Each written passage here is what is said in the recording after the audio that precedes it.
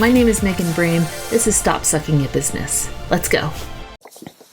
Hey, Megan here. Thank you for joining me today. If you don't know me, I'm a 5-time award-winning advanced digital marketing strategist and freelance writer. I help freelancers, solopreneurs, and bloggers create better marketing and have ride or die fans for life. So thank you for joining me today.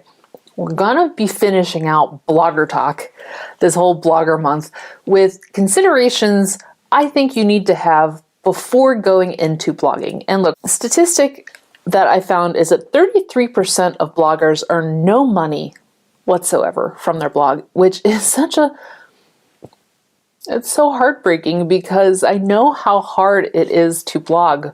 I have been blogging since GeoCities and I have had live journals, I've done a lot of blogging over the years, and so I know how much work goes into it, and I feel for people who are trying so hard and just coming up short.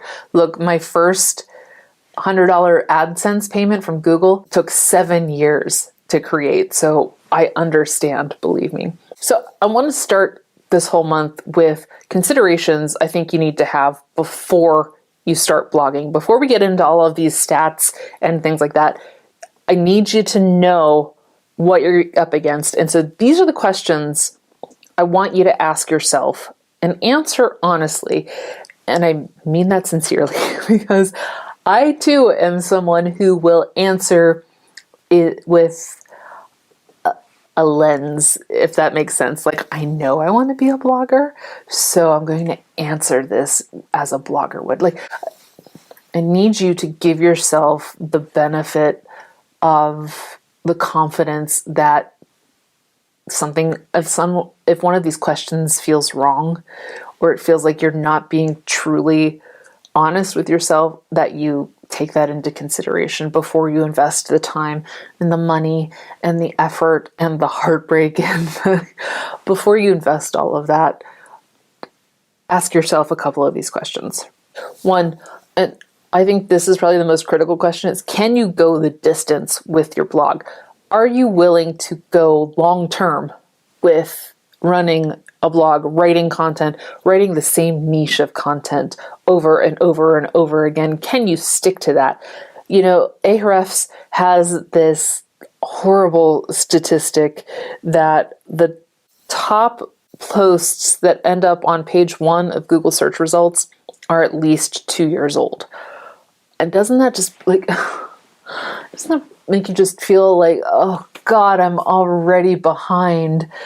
But I think you really need to go in with your eyes open that blogging is a grind and it's going to take you a while, most likely, to see any kind of results from the effort that you're putting in. Most blog posts take hours to write. There's a statistic that the best blog posts take 6 hours or more to write. You're doing a day's work every blog post and getting nothing back on it for a long time. Is that something your motivation can handle, or are you someone who needs something, not instant gratification, but quicker gratification? And if you are, blogging might not be the right avenue for your creativity. Next, I don't think I can word this right, but I hope that it still comes across correctly. How well are you at photography, or how strong is your photography skill set? Because the statistic I use in another video is going to show you that readers respond more to blogs that have images every 75-ish words and images that are not stock photography. So you have to be good or capable of being a photographer. And if your skill set isn't great, that's fine. Mine wasn't either. I actually took a class on Udemy, which unfortunately I think the class doesn't exist anymore, but I took a really basic, learn about aperture and f-stop and that kind of stuff class before I really got into this, because I knew that I can go through the auto settings fine, and it probably will get me where I need it to go, but the more I have a basic understanding of what's going on in the camera, the better off I'm going to be, especially when I start pitching sponsor posts or affiliates or collaborations or stuff like that. The more well-rounded my skill set is, the better off I'm going to be when it comes time to run it as a business. And a follow-up to that is, how good are you at learning? And are you willing to learn? Which I mean by taking classes. Are you willing to take classes? Are you willing to learn keyword research? Are you willing to learn basic WordPress maintenance? Can you do these things? Or are you someone that's just like, I don't want to. I don't want to do that. If you don't want to, that's fine. You're just going to have a much more difficult time getting your blog to go long term, because you'll probably burn out, or you won't get the traction that you're looking for. So specifically, how good is your photography? And an addendum or a part B for that is, how willing are you to learn the things you need to learn to make a blog successful? My guess is, if you're watching this, then you most likely are willing to learn. But it's a specific question you have to sit there and think about and answer honestly. My next question for you is, do you have a unique viewpoint, or do you have something to say? Or are you just planning to copycat zeitgeist or things that are already out there? And to be a successful blogger, there's a road, there's a middle you have to walk there between writing content that people are looking for, answering questions people are asking, but giving enough of a spin on it that you are worth clicking through. And your opinion, your answer, your whatever is the more attractive answer. So, can you put a twist on what's out there? Or are you just thinking that I'm just gonna source the best answers and use an AI writer to recycle that answer or something like? No, you need to have something that helps you stand out in a crowd of people that are yelling the same answer that you are. Next, are you a good writer? I have found for myself, as a freelance writer, I have a voice that is professional. But on my own blog, I write as I want you to hear. I want you to hear the way that I talk, and the words that I choose, and the tempo of my voice. Like, that's not the right word, but you know what I mean? Like, the way that I write for my personal blogs are the way that I want you to hear me. I don't write professionally as much as I do with my freelance work. And that has taken a very specific intent with the way that I write, and has taken a lot of experience to get there. I have written probably some pretty terrible blog posts in my past. Would I say that my blog posts now are the epicness that they need to be? Probably not, but I know that they're better, and I know that I'm a stronger writer than I was when I was starting out. But even when I started out, I knew what I had to do to get to make my work readable as a blogger. And the same goes for you too. If you're not someone who can write well, can convey a message clearly through text, blogging might not be for you. But that's okay. You can do video, you can do podcasting, you can do Instagram, social media, whatever. Blogging is not the end-all be-all. But if you do want to be a blogger, you have to be able to understand the way language works and learn how to convey what you're trying to say through text instead of rambling. Another stat we're going to talk about in another video is that the majority of readers are skimmers. And if you don't have something interesting to say, or you can't say it in an interesting way, you're going to lose not only your dedicated readers, but you're going to turn off skimmers too. And it's just going to be a harder slog for you to stand out. So answer yourself honestly. Do you think you're a good writer? Could you write something and show it to somebody else? What would their opinion be? Do you have like an English major in your family, or a professor, or somebody? Could you pay an editor? How comfortable are you hearing the bad news or hearing the good news? Maybe it's, I hope it's good news for you, but can you accept that this might not be for you because writing is not your strong suit? The next part. Are you a good marketer? And I'm clapping because I love marketing, obviously. So are you a good marketer?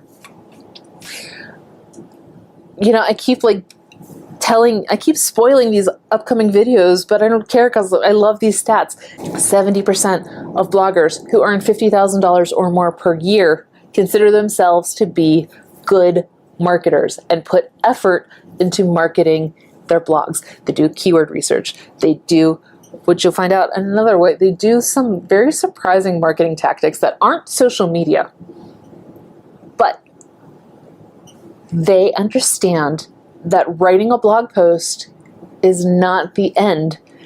That's only the beginning. Marketing that is the biggest part. And it's exhausting. I say that as someone who loves marketing, but marketing can be exhausting if you don't have a routine, you don't like it, you're not used to it, you're overwhelmed by it. It can be really difficult. And so, can that excite you to keep you going and make sure that you market your stuff? Or are you expecting to just write stuff and have Google love it? It's probably not going to work out that way. You need to make sure that you can actively showcase a transformation through marketing that entices people to come and read your stuff. If that just made you feel like, give you some kind of feeling in your stomach or in your brain or in your stress levels, you need to decide if this is something you want to do going forward. Of course, you can hire a marketing coach. You can hire a marketing person. You can learn marketing yourself. You can automate it. I mean, there's avenues to help you, but you can't go into blogging expecting it to be just blogging. It's not just writing, and it's not just snapping a few pictures with your phone. There's a strategy to making yourself successful that involves stepping out and telling people that you're out there. And if that makes you uncomfortable or that makes you feel like you can't, I don't want you to get hurt. I want you to be okay. Next, how much time are you willing to invest, both in blogging and in marketing? And again, I told you the statistic that in 2020, the majority of bloggers surveyed said they spent 6+ hours per blog post. Wow, right? Like, terrifying. That's an entire day's work on one post. That's a lot. Are you willing to invest that kind of time? Do you have that time to invest? And look, obviously you don't have to do like Mondays, 9 a.m. to 3 p.m. Is that right? I'm going to be spending 6 hours on one blog post. Like, obviously you can do on Tuesday nights when the kids go to sleep, that's when you do your keyword research, or when you load your posts into Instagram or something. Like, obviously you can break this all up, but expect to spend a significant amount of time on your content, marketing your content, making your website better, all of those things, outreach. Like, blogging is not easy and it's not quick. And it's, again, going back to that, can you do this for the long haul? It's not as easy as you think it might be, which I don't think you thought it was easy, but I want to give you some context to what the not easy part of it is. And lastly, this one's sort of a journal entry one, but I think it's a really critical question to ask, and that is, what does it mean to you to be a successful writer and to be a successful blogger? Is that you earn enough money to live off of from your blog? Is it you just get free shit all the time? I have a friend who had her fridge go out, and she's a big home decor blogger, and she had her fridge die. She had the contact information for Frigidaire or GE, one of them, and she just emailed them and said, I need a new fridge. Do you want me to feature your fridge on my blog? And they were like, yes. She got a free fridge. She got a free fridge for her time. So there was a transaction there, but that to me is amazing. And I think that would be a great benchmark to have. Maybe it's not that you earn $5,000 a month. Maybe it's that whenever something breaks, or whenever you need something, or whenever you want to make a new craft, you have the clout to get your supplies and your materials or whatever you need for free. And you get to do your hobby for free, or you get to fix up your house for free, or whatever that is. Maybe that's success. I think that sounds incredibly successful. Is it having prestige? Do you want to be the authority? Do you want to be the person who goes to speaking gigs and talks about refrigerators? I don't know. Like, is that your version of success? What does success actually mean to you? I think the sooner you define that before you start blogging, the better off you'll be, because you have a path, right? You see what an end goal is, and you have something to aspire to. If it means all of those things, then that's fine. But my point is more, if you can establish a benchmark that you can go towards, it can help you stay accountable, and most importantly, it can help you stop yourself from moving the goalposts. Because the bigger you get and the more successful you become, the more yeah buts come in, where you're like, yeah, I got a free fridge, but I'm not making $10,000 a month. Well, was your original goal $10,000 a month? Was it to get to get free stuff?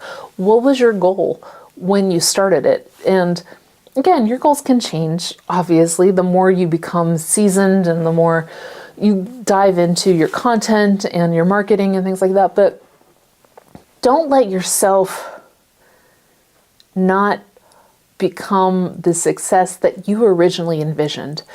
And again, if that changes, that's fine. But it's cool to look back and say, I really just started this so that I could get a community behind me. And now I have 5,000 email subscribers. Or I really wanted to find some way to subsidize my crafting. And now I have a partnership with Cricut, and they give me new Cricuts whenever they come out. And that's so cool. Or I get to pay my mortgage from my blog, or I get to save for my kids' college because of my blog. I get to retire early because of my blog.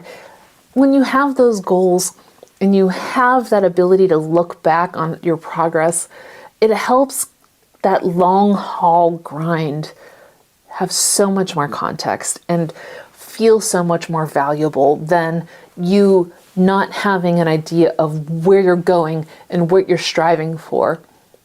On those days when it feels like you're making 40 cents max on your blog and nobody's listening and no one's commenting, and you have no idea what you're doing it for. You know what I mean? And it's so much harder to keep going if you're not down a direct path. So those are the considerations I want you to have. Again, more videos coming up in the next few weeks that we're going to dive into how to become a successful blogger from statistics, what the stats are telling us, the weird little fun facts that can actually give you some advantages about blogging, the different ways you can make money, and then mistakes that I find people make as freelance writers, but is incredibly critical for bloggers too. So stick around, subscribe. I will see you in the next video.